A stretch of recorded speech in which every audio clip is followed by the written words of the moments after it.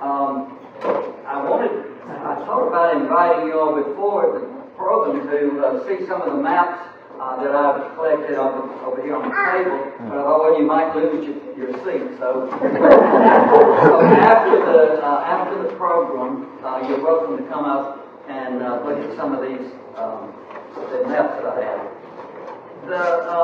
This is the second program I have done on the Revolutionary War, of course, in recognition of the 250th anniversary of our nation. I don't know about you, but when I was in school, I learned that there were 13 colonies that revolted against the Crown, and I never heard about the 14th and 15th colony. That was East and West Florida. And they remained loyal to the Crown. That was you chose. Yes, you chose the right state to settle in. They remain loyal to the Crown here, and so the title of this program is "The Day the American Revolution Came to Bay County." That day was October the 1st, 1778. That was the day that Captain David Holmes, a British officer, his cartographer and surveyor Joseph Purcell, and 5 loyal Creek Indians marched down the Hanachati Trail, actually setting foot on what was to become Bay County soil, and ended up at the Indian store, which is right here. This is the trail that they took. It's outlined in red. We're going to look at the events that precipitated this. We're going to look at some of the participants, and we're going to look at the Florida sentiment at the time. Well, let's look at Florida sentiment right now. As I said, they remain loyal to the Crown, the citizens here. The area wasn't very well populated, not like the other 13 colonies. I've seen reports that there were 4,000 pioneers and British here in East Florida, and in West Florida it was about the same, maybe 4,900. As far as the Indian population, over in East Florida, it was about the same as the British colonies. Over in West Florida extended from the Apalachicola River all the way over to the Mississippi River at that time. There were about 50,000 Native Americans that were in that area. Well, even though they remained loyal to the Crown, there were incursions both ways. There were patriots invaded Florida, and the British led skirmishes into mainly Georgia, which was next door to them. The British referred to the patriots as rebels, and instead of calling it the Revolutionary War, King George called it the Rebellious War. The governor of East Florida was Pat Connon, and in fact, he said, he wrote to his superiors in the north, that if that ship had come to St. Augustine instead of Boston, that they would have unloaded that tea and that would have been no problem. So, Connon is the first character we want to look at. He was born in Ireland. He had a life in the military. He reached the rank of lieutenant colonel before being sent over to Florida to become the governor of East Florida. He kept Florida loyal, despite the fact that he had insufficient troops. He repelled almost the invasions by the Patriots that happened in 1776 and 1777. Although we can't give him full credit for that. I think it was just as much a fault of the Americans as it was what Conan did. The Americans were very disorganized.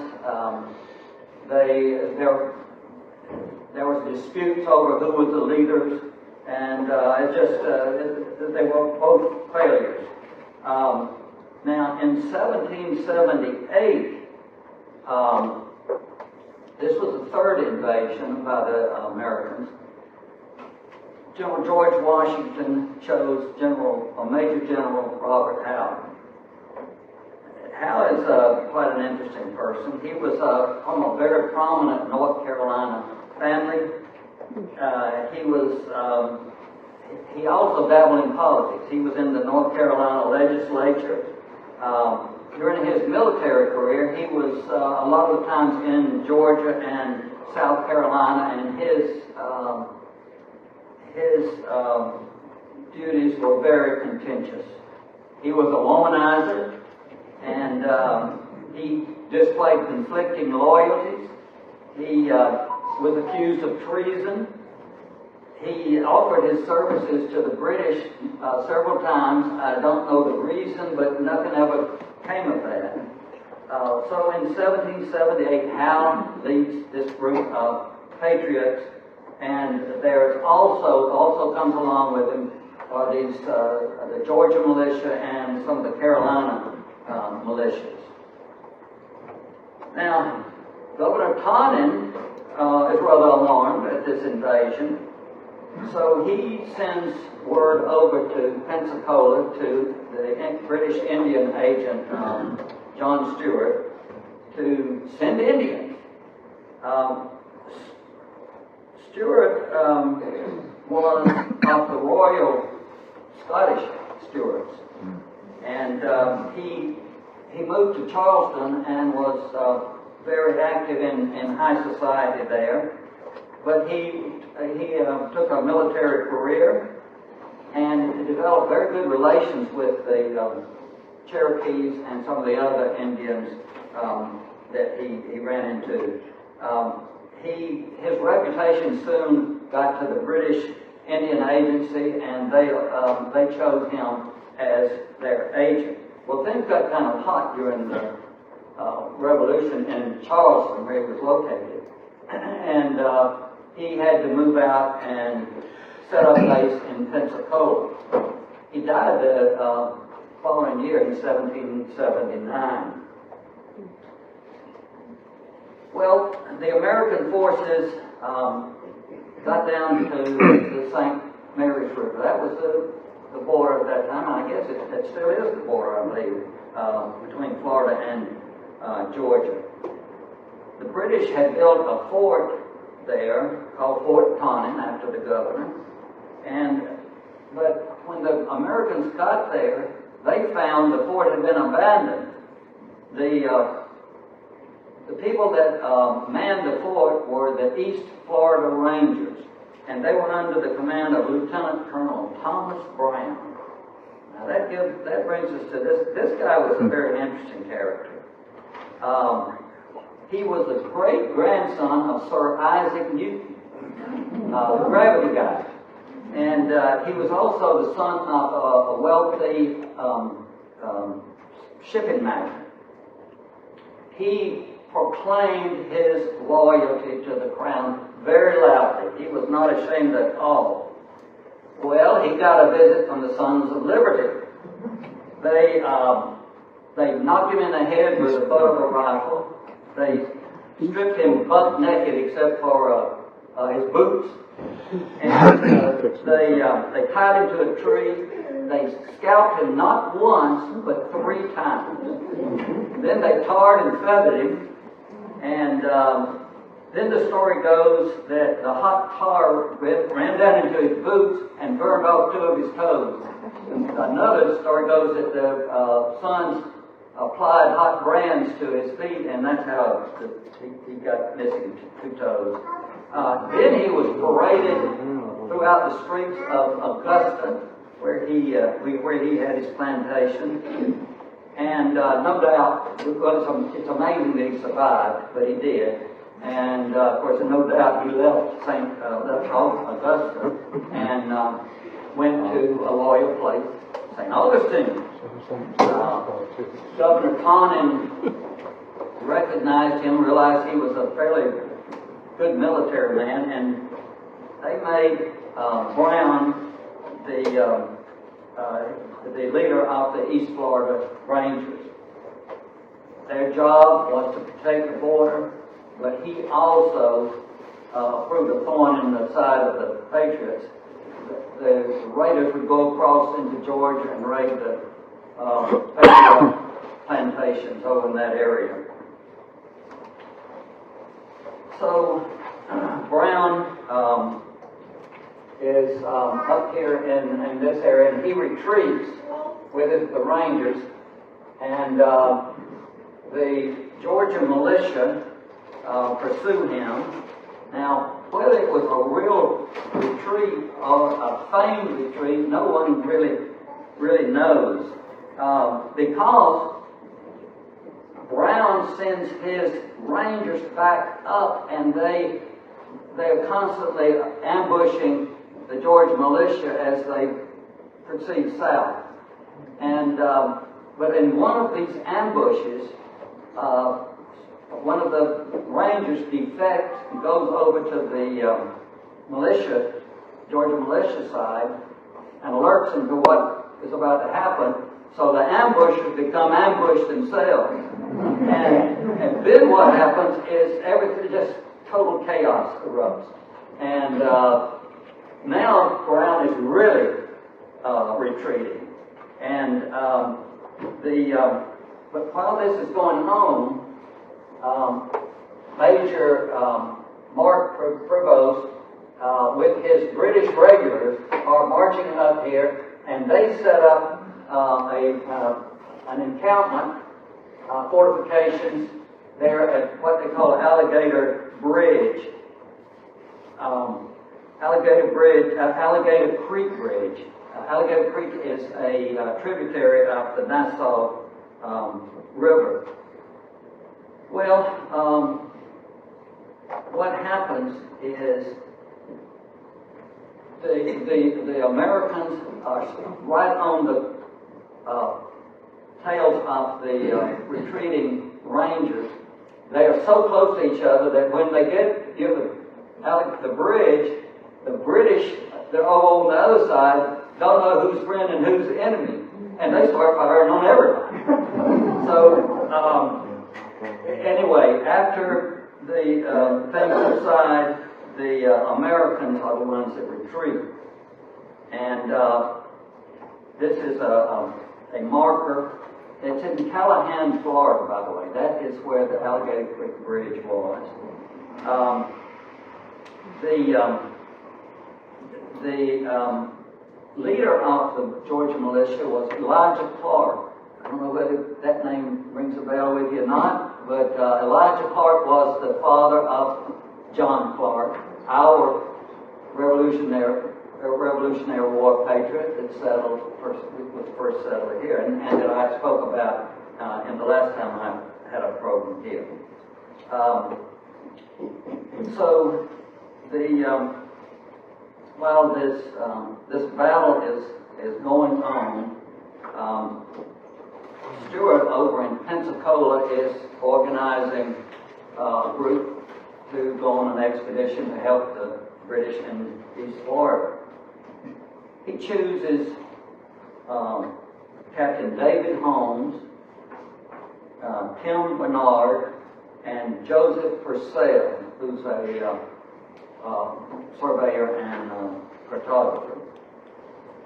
Holmes and Bernard were actually cousins. Their uncle, ironically, was George Dauphin, who was the American Indian agent, counterpart to Stewart. And Dauphin was the agent for the Lower Creeks. he had a big fur trading business, and he employed both Holmes and Bernard to work for him. He had a plantation on the Savannah River, and he was a reluctant patriot. He expressed a lot of concern about revolting against the crown, and but finally, when he did join the patriot cause, he used his plantation as a base of operation. Unfortunately, the British occupied it eventually. They imprisoned him, and he lost everything, including his life. He died imprisoned in his own home in 1780. Now, his nephew, David Holmes, we find was working with his uncle in 1775,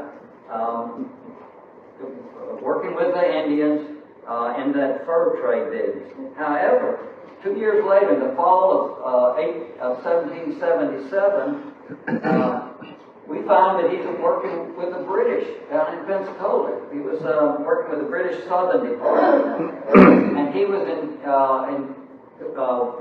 talks with the Creeks. When they say talks, they mean, of course, negotiating with the Creeks, trying to get keep them loyal to the British cause. In 1778, he was commissary with the South Indian Department, and his cousin Timothy Bernard was his assistant. Were they traitors? Well, Governor Conan always suspected that they really were spies, that they were really working with the Americans. After this expedition that we'll talk about, Holmes died in 1779, but his cousin Bernard went on to work with the Creeks for the Americans. And here's something that I wanted to read you that one of the history books says about these two guys. It says, both Holmes and Bernard's cloudy loyalty and their kinship to their alleged opponent, Uncle Galvin, illustrates that this war split family loyalties and was as much a civil war as it was a revolution. The other guy that went on the expedition was Joseph Purcell, surveyor and cartographer. He started working with British Agent Stewart in Charleston, but again, as Stewart had to move to Pensacola because of the war, he moved with him, and he mapped a lot of Georgia, Carolinas, and Florida. After the war, he seems to have survived. He went back to Charleston, seems to have mixed in well with the crowd there, and he died, though, in 1807 while on a dangerous expedition to the Congo River. So I guess his greatest achievement was this map that you see here. It was found in the British Archives and is a map of the trip and of the road that they took from Pensacola to St. Augustine, 465 miles. And their purpose was to garner Indian support as they went along on the trail. Most people think that this was, in fact, the old Spanish trail. And if you want to read more about it, I've got a book called The Old Spanish Road, and it's available at my business or at the museum. The other thing, though, that we have is Holmes' journal. He kept a journal of the expedition across Florida. And you can read you can read the whole journal, believe it or not, in a book called the history of Decatur County, Georgia. Why? Well, the road actually went into Georgia and actually crossed the Flint River at Bainbridge, Georgia. So,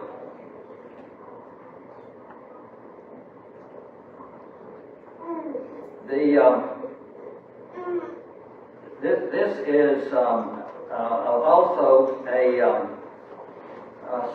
some of the parts of the journal, and it shows that by the time they got to St. Augustine, they had garnered about 240 Indians to help the British. That was on August the 29th, 1778. Trouble was, though, they were too late. The British had repelled the Americans, and East Florida was relatively calm at that time. And Governor Taunton was not too pleased to see a bunch of Indians at his walls of the city.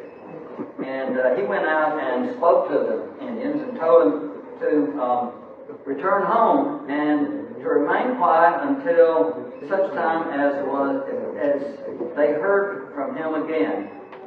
Veiled in perhaps a warning to him, he said that the great king's ships were as numerous as the sands on the seashore, and his soldiers as numerous as the leaves on the trees. Well, in the journal, Holmes reports that one of the Indians came to him and made a remark that kind of turned the table on that. The Indian remarked that, well, if the king's ships were as numerous as the governor says they were, he didn't suppose that the British would need the Indians.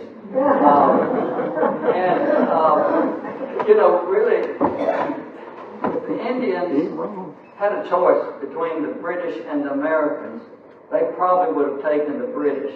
They didn't like fighting in any white man's wars, for that matter. But if they had to, you see, the British mainly wanted their trade, whereas the Americans wanted their land. So anyway, that is what happens now. What happened next is, and this is where Baytown gets involved. On the return trip to Pensacola, Captain Holmes, the photographer Purcell, and 5 Loyal Creek Indians decided to take a shortcut. When they got to Econochalli, the Indian village on the Chattahoochee River, which is up there, they decided to take a southwesterly trip and go down the Econochalli trading path all the way to the mouth of the Chattahoochee River. And so between September the 30th and October the 2nd, they did this. They got down to an Indian trading store here, boarded a British schooner, and went back to Pensacola.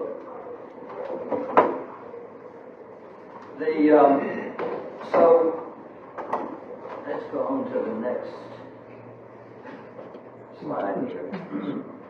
So I suppose you're wondering, some of you may be wondering, do we know where this trail was? And the answer is, Tom Bowen, who's happened to be here with us tonight, and Tom's my partner in crime. Well, we did probably trespass him a few times on the journey. We surveyed and to the best of our knowledge, and this route was perhaps one of the major trading paths at this time, because Charleston had been the major port, but with the war, Pensacola had become the major outlet for trade. Of course, Pensacola was near the Chattahoochee River and also the Chattahoochee River, And these were used for trading routes, but so was this land route across our area. There was an Indian store at the foot. Now this map only shows the northeastern part of the trail. It doesn't quite show the Indian store. But at the terminus on the Choctawhatchee Bay, there was a Indian store there. It was run by, it was owned by a Scotsman named John Miller, and of course from there to Pensacola it was a natural intercoastal waterway. And traders would use pack horses. They said that they usually had bells on them. They weren't bridled. The reason for the bells was after, when they would wake up, when the traders would wake up in the morning, they'd be able to find their horses and be on their way. We know a little bit about the trade goods that the British brought with them to the Indians. I found one list. There were 23 trade items listed. Just to mention a few of them, there were guns, of course. There was something called non-so-pretties. Well, I had to look that one up. I Googled it, and in the late 18th century, non-so-pretties were some kind of fabric tape. I guess it was used in sewing. Of course, another item, unfortunately, was rum, which was to the Indians' detriment. Small beads. The Indians were crazy about colored glazed beads. Those were another item mentioned. Bullets, gunpowder, looking glasses, and paint, and in parentheses, of which the red people are very fond. So you can see right here in the lower left picture some of the objects where they were actually found on the Chattahoochee River. And you can see the remains of some scissors right there and some of the glazed beads. Over here is a Spanish coin that was found in the same bundle. As far as what the Indians offered the British, it was mainly deer skins. Europe, there was a great demand right now in Europe for fur and deer skin, and it said that the Indians almost hunted the deer to extinction. So, if you're wondering if there's anything left of the road, well, here we've got a picture of the old road near the Indian village of Econachati. And the Indian village is up here. This bridge right here is the Highway 2 bridge between Georgia and Florida. A little bit further north on the Florida side is Alabama. Econachati is at a site that's now called Neal's Landing. And then you see the photograph over here. That is the same road, but it's part that's still used today. It's a graded road. It heads toward Mariana and is called Neal's Landing. The village is now called Neal's Landing. So this old road crossed the natural bridge of the Chipola, which is today in the Florida Cavern State Park. So, once they got into what is today Washington County, you have a road that's still used today called Rug Road. It's in the footprint of the old trading path. Over here on the left is the road crossing a stream. In the late 1700s and early 1800s, they thought this was the northwestern branch of the Econfine River.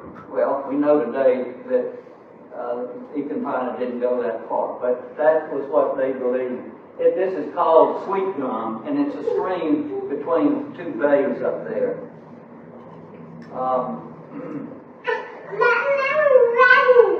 So now we get into Bay County, and I've got a map here to show you.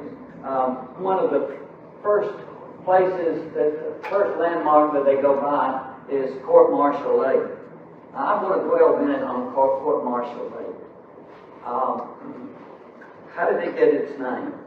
Well, the early, let me say first that Purcell on this map calls it the southernmost great pond. Well, we know today that there's also Lake Western and Lake Merrill, which are great ponds, but I suppose Purcell didn't know about those. In the early surveys, the name of the lake is Bear Pond. It's not Court Martial Lake. I don't know when that name finally came to be used, but it's assumed that the people thought that General Andrew Jackson and his march across Florida in 1818 tried and executed two British subjects that were accused of inciting the Indians against the Americans. One of our old local historians, Harold Bell, visited this site, visited the lake, and he claims that he was shown a campsite where Andrew Jackson actually camped out, and that a bit north of there was a corduroy road, which he rightly calls the military road. That was the old road that was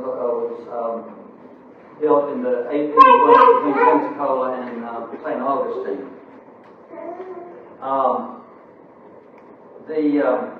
But the road up here also happens to be the old trading path, the Conchati Trail.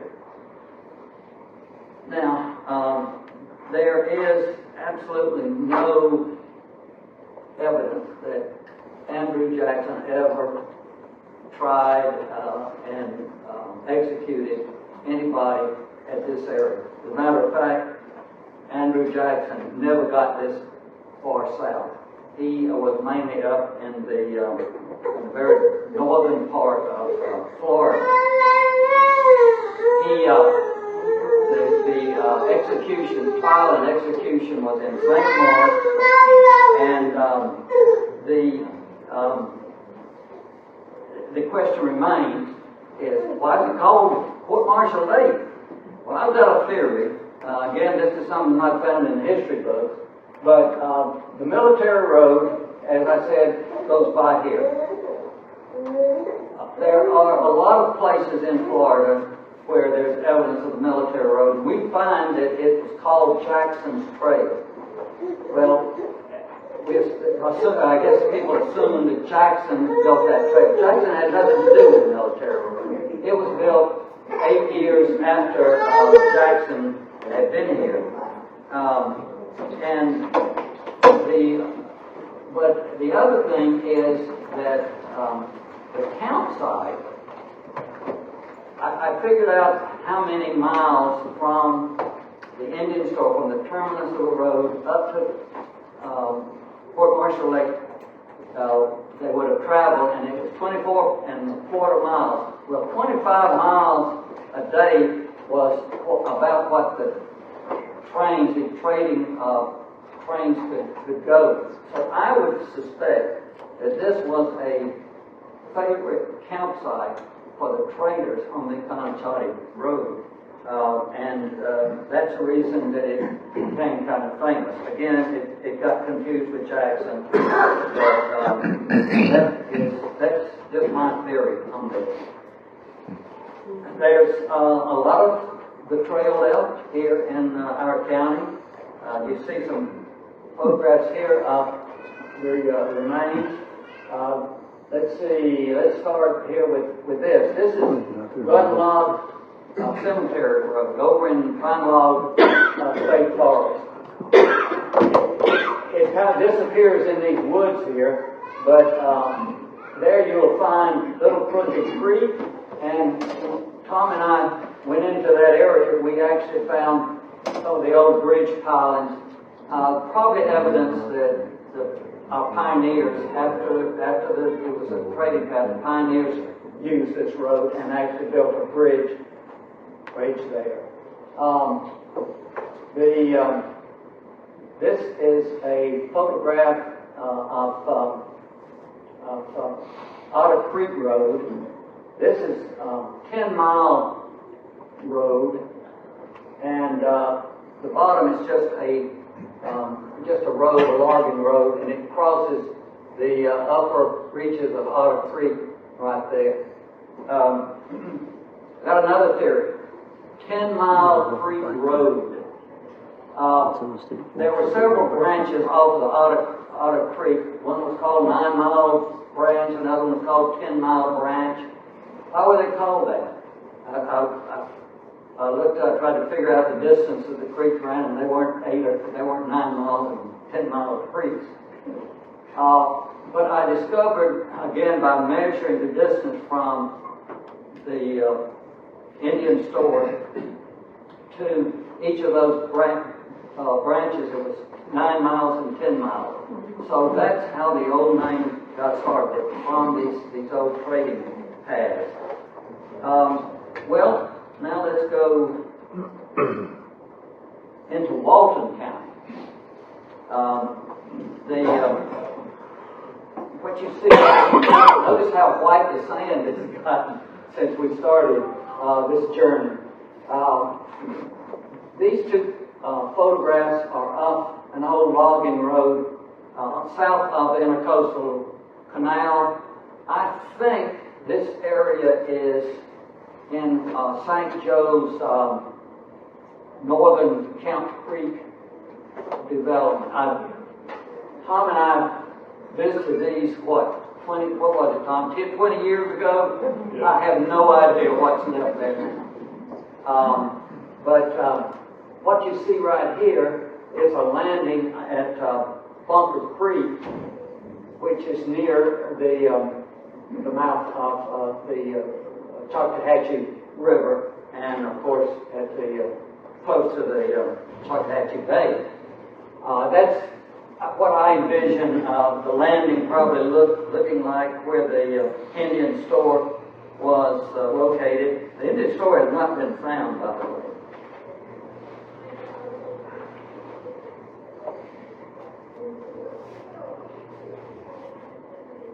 This is a detail of the Purcell map, and you can see there his notation of Indian store. It hadn't been found yet. There have been some archaeologists that have been in here, but that is perhaps the nearest settlement that the British had into our area. Now I know there's the idea that there was a British settlement here called Wells. That's been debated. Some people say, well, that was just some wells that happened to be, some artesian wells that happened to be in St. Andrews area, and that's what, when the map maker did that, that's what he meant. There was no settlement there. We just don't know. As I mentioned, again, I'll just repeat myself. Mr. Goff was the manager of the store, and John Miller was the owner. He was a Scotsman. He owned the trading facilities in this area. And so from there, they could take a schooner and go back to Pensacola. Incidentally, this little area right in here today is called Bunker Cove. Not to be confused with Bunker's Cove, which is over here. Well, I'm getting close to the end here now, folks. I suppose some of you may wonder if we've done anything to try to preserve this thing. I contacted the Office of Greenway and Trails, part of the Department of Environmental Protection in Tallahassee, and sent them information on this, and lo and behold, they declared it the Econachati Trail Corridor in 2008. And I thought, well, finally, this thing is getting recognized. Then I found out, unfortunately, a few years later when I went back to the site and I couldn't find the corridor anymore on their website, I contacted them. They said, oh, well, we took that off. We said, that was just not something we could not consider. So that got taken off. Well, I got it registered on the master site file in Tallahassee. I sent them detailed maps of the trail. I even sent them a 20-page research paper I did on Anglo Creek trade routes in Bay County.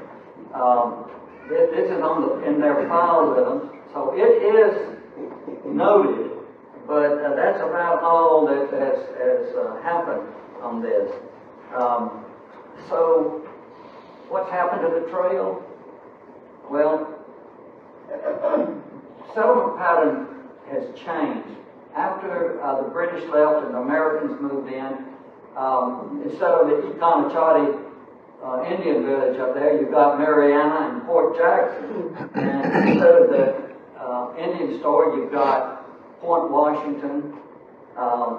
So it still remained in use as sections of it, I'm sure, still remained in use. And even today, there's primitive trails that I've shown you, and there's logging roads that have used the old path. So, in conclusion, I just want you to imagine. Suppose one day they decide to have a Revolutionary War reenactment here in Clay County. So, what will it consist of? Well, it will consist of one fur trader / British captain, one cartographer and surveyor, and a cast of about 5 loyal Creek Indians. So that concludes my program.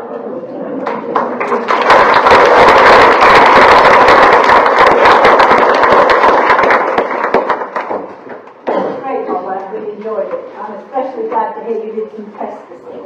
I'm not averse to the odd bit of trespassing. Well, I'm sure you're glad that we remain loyal to the British. Absolutely.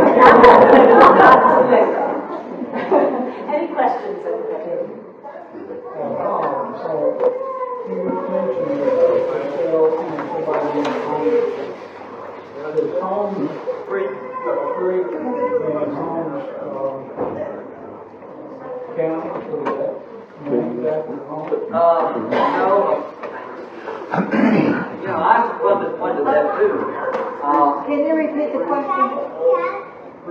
Was Holmes Creek and Holmes County named for Captain Holmes that did this excavation? He was one of the first people that entered that area, at least as far as the white man goes. But the thing is, the Indians were there, and there was an Indian that they say was named Holmes, and they say that it was named for that. The other thing is, if you notice the spelling, it's Holms, no E in it, like the Holmes family that we know today. There evidently is some controversy about that too. Some people, I have seen his name spelled with an E, and sometimes spelled with that. We don't know. 55 miles from where. Yes, sir. Bob, you mentioned about the governing body of the English was in East Florida. Was there a counterpart in West Florida? Yes, sir. Or was the administration carried on? Yeah. These guys are trespassing in East Florida over here to West Florida. Yep, there was an administration over here in West Florida, and I forgot the governor's name. Chester or anyway, yes, there was an administrative. It covered a lot of area, but Pensacola was the provincial capital, But don't forget, it went all the way over to the Mississippi River. But it stopped at the Apalachicola River. Yes, at that time, that was So the, those guys were trespassing over here in the West Fork. well, Seems to be a yeah, restless you could say.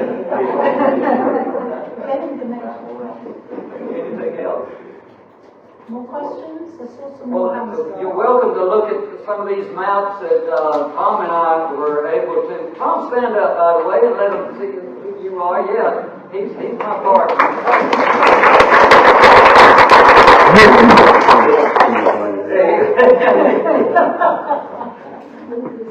So, okay. Yes, thank you very much, Bob. Thank you. Sure. It was really enjoyable.